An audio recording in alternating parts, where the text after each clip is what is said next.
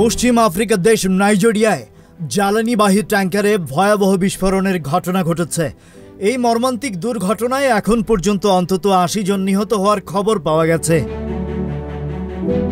মঙ্গলবার দেশটির নাইজার অঙ্গরাজ্যের এজ্জা গ্রামে কাঁচাগাই সড়কে এই দুর্ঘটনা ঘটে। স্থানীয় সময় অনুযায়ী সড়কের ক্ষতিগ্রস্ত অংশে জ্বালানি বোঝাই ট্যাঙ্কারটি উল্টে যায়। ট্যাঙ্কার উল্টে যাওয়ার পর বিপুল পরিমাণ তেল রাস্তায় ছড়িয়ে পড়ে।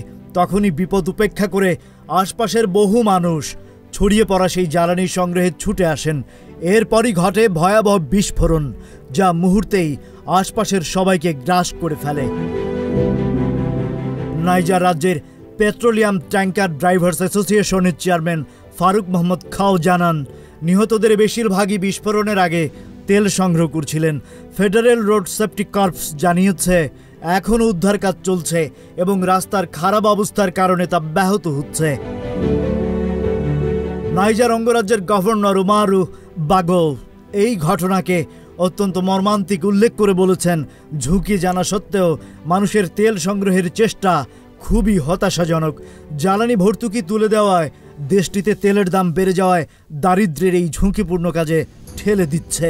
এর আগে চলতি বছরের জানুয়ারিতেও একই ধরনের দুর্ঘটনায় এই অঙ্গরাজ্যে কমপক্ষে ৯৮ জনের মৃত্যু হয়েছিল। Rajib Raihan, news flash 71।